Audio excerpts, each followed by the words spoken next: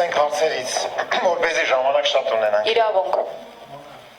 Պարոն Էլքոյան, իմ հարցը վերաբերում է համանդրական բարեփոխումներին։ Արդեն մի քանի օր է ընդդիմադիրները, հատկապես Հայ ազգային կոնգրեսը բարձրաձայնում էր, որ հանրաքվեի ընթացքում տեղի ունեցել բազմաթիվ ընտրախախտումներ եւ կեղծիքներ։ Հարցս հետեւյալն է. Բարգավաճ Հայաստանի վստահված անձանցից ոչ մեկը միթե որևէ ընտրախախտում չի արձանագրել, չի նկատել եւ ոչ մի ընտրախախտում այսպես դիմում բողոքի ձևով չեք ուղարկել իրավապահ մարմինների։ Մի տեսակ պասիվություն է նկատվում ԲՀԿ-ի կողմից։ Սա առաջին հարց եւ երկրորդը ԲՀԿ-ում ի վերջո քննարկվել է կմիանան ՀԱԿ-ի նախաձեռնությանը, թե ոչ միանալու այդ համանդրական դատարան դիմելու փաստի վերաբերյալ։ Շնորհակալ եմ։ Շատ բարի։ Ну, միջև հարցերին անցնելը, պատասխանելը ասեմ, որ իսկապես պետք է արձանագրել, որ այս հանրաքվեն ցույց տվեց, որ բավականին վստահության դեֆիցիտ կա մեր երկրում, մեր հանրապետությունում ժողովրդի կողմից եւ դա արդեն երևում էր այդ նախառեֆերենդումյան այդ հանրաքվեից առաջ քարոզչական գործունեության ժամանակ, որտեղ ես ինքս անձամբ եղել եմ 50-ից ավելի համայնքներում, հյուսիսային 5 մարզերում, դուք գիտեք, որը թաքցնելու բան չկա, որ վստահության պակաս կա մեր երկրում, բայց պետք է արձանագրեմ, որ ինչքան վստահության պակաս կա իշխանության նկատմամբ, դրանից մի քանի անգամ էլ պակաս վստահություն կա ընդդիմության նկատմամբ, դրա մասին ես ասել եմ նաև միջև այս հանրաքվեն, որտեղ չի կարող ընդդիմությունը մշտական պարտվող լինել եւ չունենա գործիքներ եւ մեխանիզմներ օրենքի շրջանակներում համոզելու ժողովրդին իր գաղափարների իրավացիության մեջ եւ տանի նաեւ փոքրիկ հաղթանակներ։ Բայց սա ես չարամտորեն չեմ ասում, դա այնպես է, որտեղ ես ինքս բավականին երկար ժամանակ սկսած 92-3 թվականներից նաև այդ դաշտում շատ եմ եղել եւ գիտեմ իրականությունը որն է։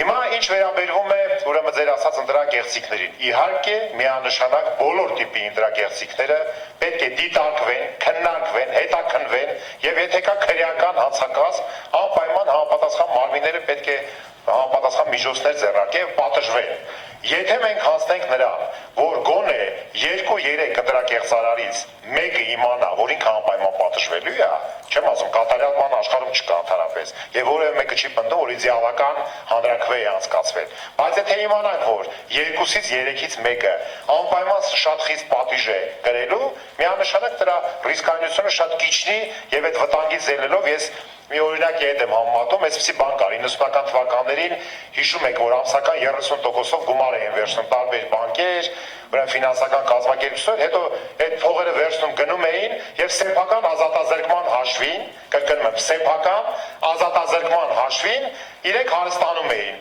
Հիմա պետք է մենք կարողանանք հանենք դա։ Հնարավոր է, թե չէ։ Իհարկե հնարավոր է։ Կարող ենք շատ արագ եւ կատարել, իհարկե ոչ։ Դրա համար պետք է որպեսզի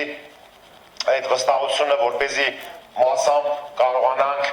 ուրեմն վերականգնենք, հիմա գալիս եմ նաև ձեր ասացին, ես երեք մի ասեցի, որ իմ ելույթներից մեկում, որ մի 3-4 պարզ քայլերով պետք է ժողովրդին ցույց տալ, որ կարող ենք դա վերականգնել։ Օրինակ, դրանցից մեկը ասում եմ, գրեթե ամեն մի երկրորդ համայնքում ասում էին, ինչու իշխանավորների զավակները չեն ծառայում առաջի գծում։ Հնարավոր է, որ ցույց տան, որ առաջի գծում նաև ծառայում են իշխանավորները, հնարավոր է, ինչի չեն անում, անհասկանալի է։ Երկրորդը, ես վերջացնում եմ, երկրորդը, հնարավոր է, որպեսզի վարկերին, միշտ վարկերի նկատմամբ կա անվստահություն։ Մենք խնդրեմ, բազմակուսակցական, որ ընդդիմությունից ուզում եք, վերենք մենք այդ վարկերի գլխին, կանգնենք եւ ասենք, որ այդ վարկերը պետք է ուրեմն չգողանան, չմսխեն։ Հնարավոր է, ինչի չեն անում։ Այդ հարցերը պետք է ուղղենք կառավարությանը։ Հիմա անդրադառնալով Բարգավաճ Հայաստանի, դուք ասում եք, մի տեսակ որևէ պասիվություն չկա։ Ասենք ինձնից դուք պասիվություն եք տեսել։ Կուսակցություն ես չեմ ներկայացնում կուսակցություն։ Ինձնից դուք տեսել եք պասիվություն, որ նախընտրական քարոզարշավում ես պասիվություն անեմ։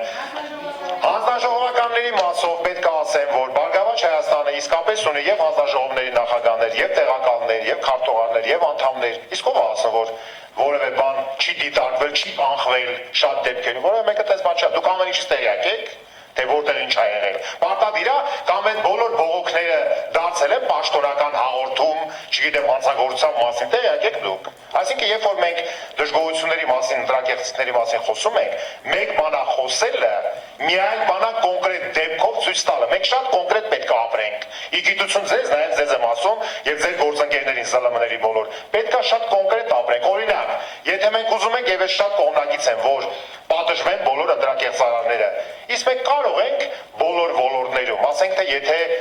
լրագրողները գրում են ապատեղեկատվություն, գրում են չհիմնավորված փաստ, գնանք բոլոր լրագրողների հետևից եւ նրանք օրենքով պատասխանատվություն կրեն։ Կարող ենք հասնել դրան, հա?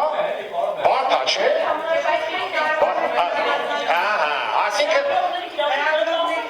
Այսինքն խոսքը քվեարկության մասին չի, խոսքը ընդհանրապես կյանքում կարգավորիչ ֆունկցիա ունենալու մասին է։ Խնդրեմ։ Ահա։ Ուրեմն ես որքան գիտեմ, մի րոպե էլի մի հատ։ Ես որքան գիտեմ, խոսքը գնում է 80-ի մոտ,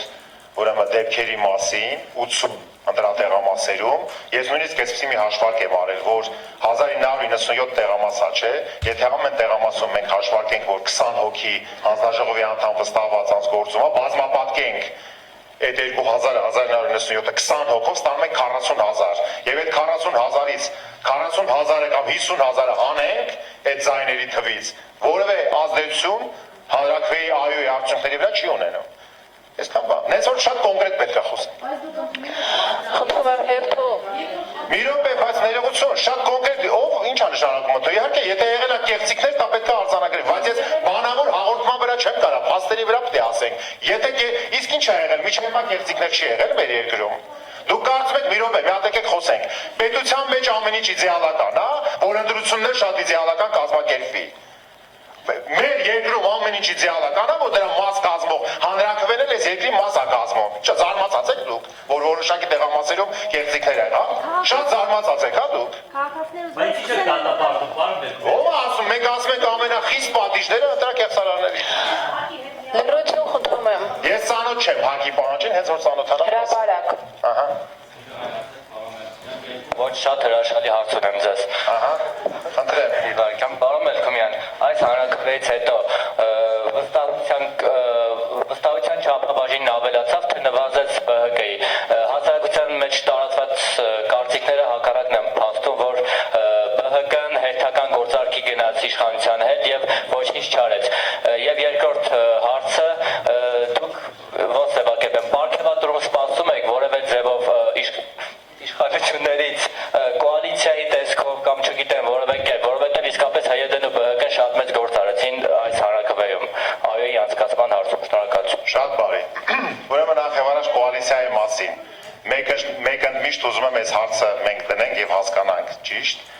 Ուրեմն որևէ կոալիցիա ինքնանպատակ չի, որևէ քննարկում չկա կոալիցիայի մասին, չի էլ եղել, մենք քաղաքական առևտուր չենք անում, սա եղել է մեր ծրագրային դրույթը, Բարգավաճ Հայաստանը մինչև 2012 թվականը եղել է կոալիցիայում, դուրս է եկել, երեմի 100 անգամ ասել եմ, նորից եմ կրկնում, այն պարզ պատճառով, որ եթե դու քաղաքական որոշումների վրա չունես ազդեցություն, քո ազդեցությունը 0 է, որևէ իմաստ չունի, որևէ կոալիցիա մտնել, եթե դու երկրում իրերի վիճակի, նաև այդ ձեր ասած անվստահության մթնոլորտի վրա, փոխելու վրա ազդեցություն չունես։ Սա մեկ, իգիտություն ձեզ։ Որևէ պարգևատրում, ես ինքնաբավ մարդ եմ եւ եկուսակցությունը կարծում եմ ինքնաբավությունը շատ բարձր մակարդակի վրա է, ինչ պարգևատրման մասին է խոսքը։ Մենք մեր գործն ենք անում եւ եթե ասում ենք, որ օրինակ ես իմ բյուջեի հետ կապված խմբակցության անունից ելույթում ասեցի, թե ինչ մեխանիզմ եմ տեսնում, ոնց պետք է մենք առաջ շարժվենք։ Այո, ես գտնում եմ, որ եթե ընդդիմադիր դաշտում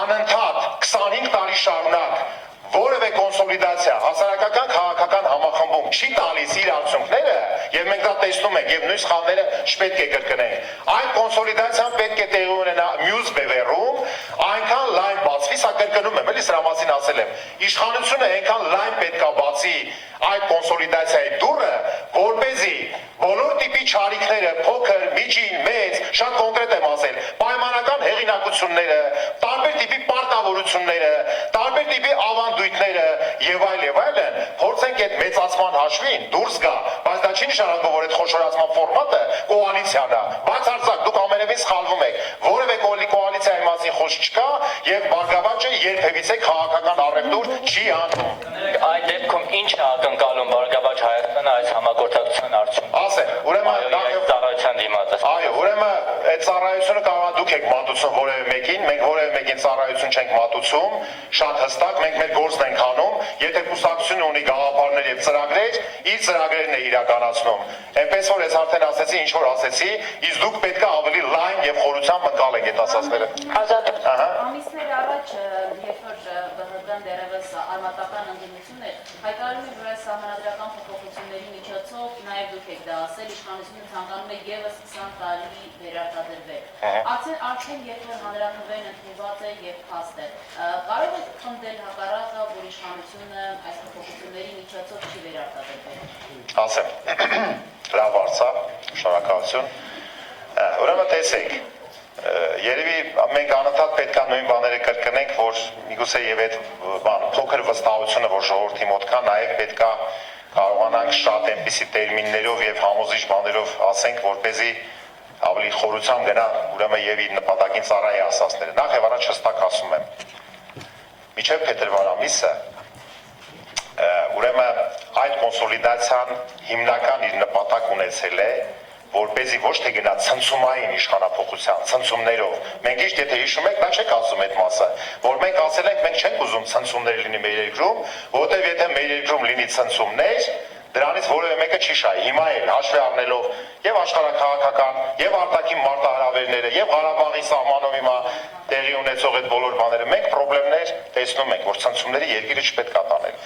Դա միջոց էր այդ կոնսոլիդացիան, որպեսզի իշխանությունն ու ընդդիմությունը խոսեն երկիրը ստեղծված վիճակից հանելու շուրջը, հա։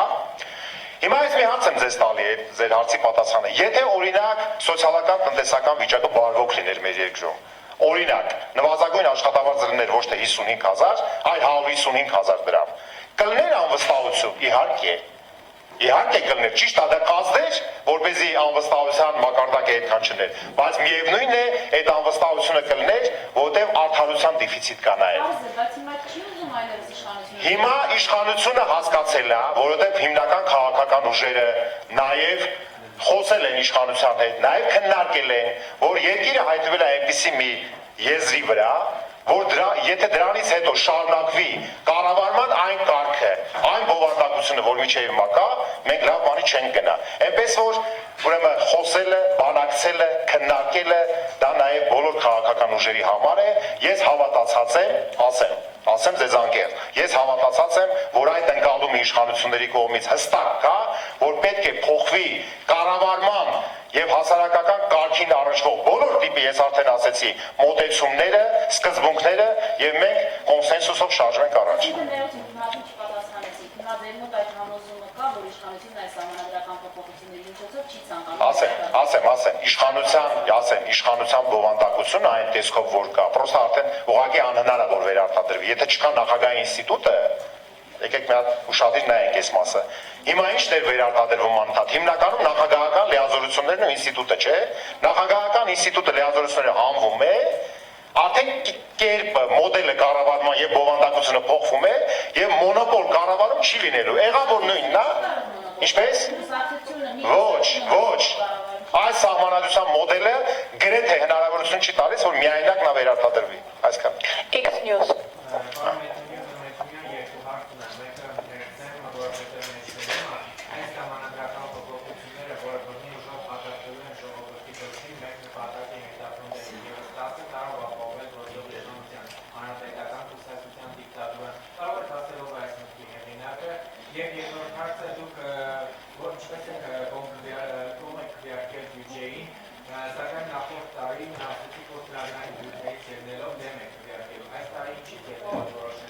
Ասեմ։ Եվ արդյոք որ դա խմբական քարտուղար Ալբան Վարդանյանի այն հայտարարությունը թե կլինեն բյուջեին կողմ քվեարկողներ նկատի մներ հերոսաբար Շատ բարի։ Ուրեմն նախ եւ առաջ երկրորդ հարցից սկսեմ։ Ուրեմն երկրորդ հարցը շատ լավ հարց է։ Ուրեմն տեսեք, նախ հերոսություններ անելու չանելու մասին ես մեկնաբանություններ չեմ տալի, բայց ես մերժում եմ Աղվան Վարդանյանի այդ միտքը հերոսություն անել չանելու եւ դրա մասին կարծեմ լիագումար նիստում ասվեց, որևէ մեկ քվեարկության ժամանակ հերոսությամբ աչքի չի ընկնում, կարծեմ բոլոր քվեարկողների մասին եմ ես ասում։ Երկրորդը կապված բյուջեին կողմ քվեարկելու մասով։ Անցած տարիների ընթացքում սա աննախադեպ դեպք է, երբ որ ուրեմն կառավարությունը ստանում է 97 կողմ եւ ընդամենը 12 դեմ։ Այն, որ ես խոսեցի կառավարության բովանդակության փոփոխության մասին եւ հետագա կոնսենսուսի մասին, որի մասին շեշտադրում արեցի, ես առանց այդ կոնսենսուսի ես չեմ տեսնում առաջիկա հեռանկարը, նորից եմ կրկնում, դա կոալիցիայի հետ ոչ մի կապ չունի, դա մոտեցումների փոփոխության մասին է եւ հստակ եմ ասում, որ այդ մոդելի փոփոխությունը 17 թվից հետո է սպասվելու, մինչեւ 17 թիվն էլ մեխանիզմ չկա կոնսենսուսի։ Բարգավաճ Հայաստանը գտավ, որ կառավարությանը պետք է շանս տալ, հնարավորություն տալ, որ իր տնտեսական, սոցիալական քաղաքականությունը իրականացնելիս ինքը պետքա իրեն ամուր զգա, բայց ինքը պետքա հետևություններ անի եւ առաջին լուրջ քննադատողը հենց մենք ենք լինելու, օրինակ եթե 4 վարկային համաձայնագրեր հիմա արտահերթով մտնելու է, եթե մեզ մեխանիզմները չտան, որ այդ վարկերը չեն մսխվելու, չեն գողանալու եւ այլն, միանշանակ մենք դեմ ենք քվեարկելու այդ վարկային համաձայնագրերին, բայց հիմա տանել նրան, որ բյուջեն ունի 50%-ով սոցիալական ուղղվածություն, որ բյուջեն ունի 22%-ով անվտանգության պաշտպանության համակարգի ապահովման խնդիր, այս պահին մենք գտել ենք, քննարկել ենք, որ այդ հնարավորությունը պետք է տալ կառավարությանը եւ երկրորդ, անկեղծորեն պետք է ասեմ, չեմ թաքցնում, այո, Հովիկ Աբրամյանի կառավարությանը հաջողվեց աշխատել եւ մեր օրենքները, չեմ ուզում շատ ասեմ, կարող է համար շատ հետաքրքիր չի, կապված Հայաստանը վերստին արդյունաբերական երկիր դարձնելու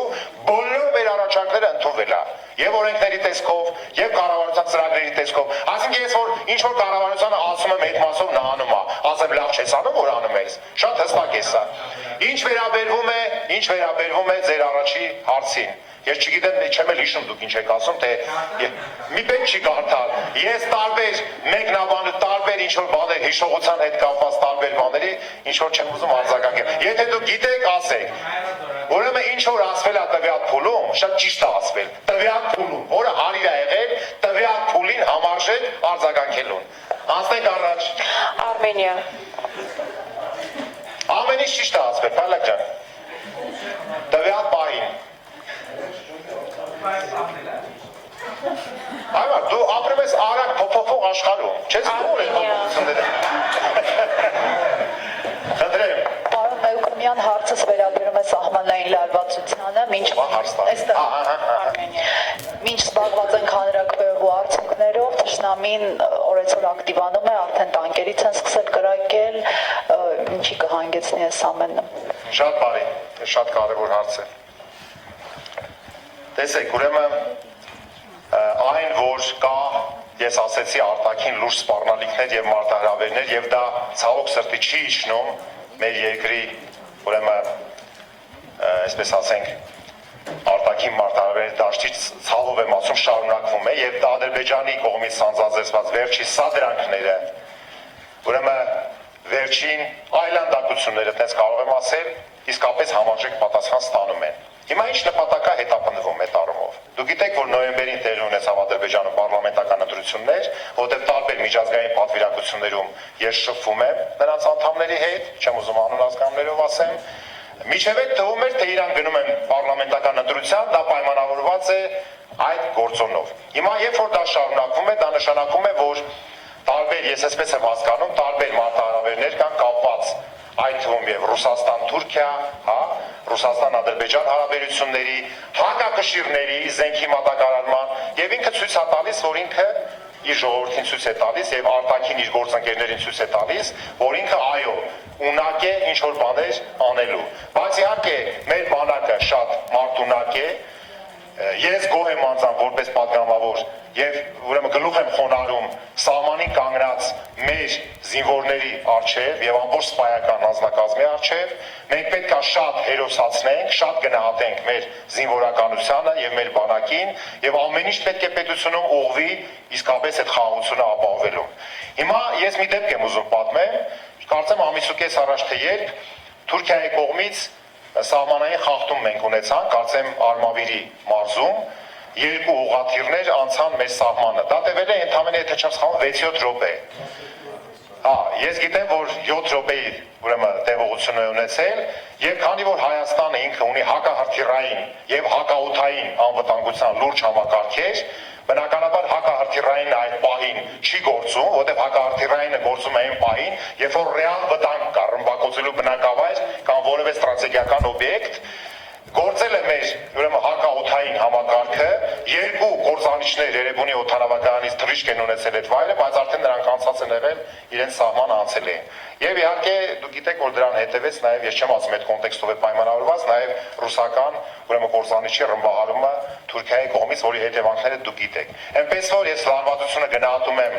ժամանակավոր, ուրեմն լայնածավալ պատերազմի կամ գործողությունների վտանգ ես չեմ տեսնում, որովհետև դա կլինի հենց Ադրբեջանի առաջերտին պարտության եւ կործանման հիմնական պատճառներից մեկը։ Վերջացրինք։ Շնորհակալություն, բախտում եմ ձեզ լավ տրամադրություն։ Միշտ պետք է մենք կարողանանք դուրս գալ այս իրավիճակներից, ցավոք սրտի միշտ չի հաջողվում ուրեմն ունենալ բարի դրական լիցքեր, բայց մենք պարտավոր ենք առաջ շարժվենք, մենք այլ ընտրանք չունենք, այսքանը։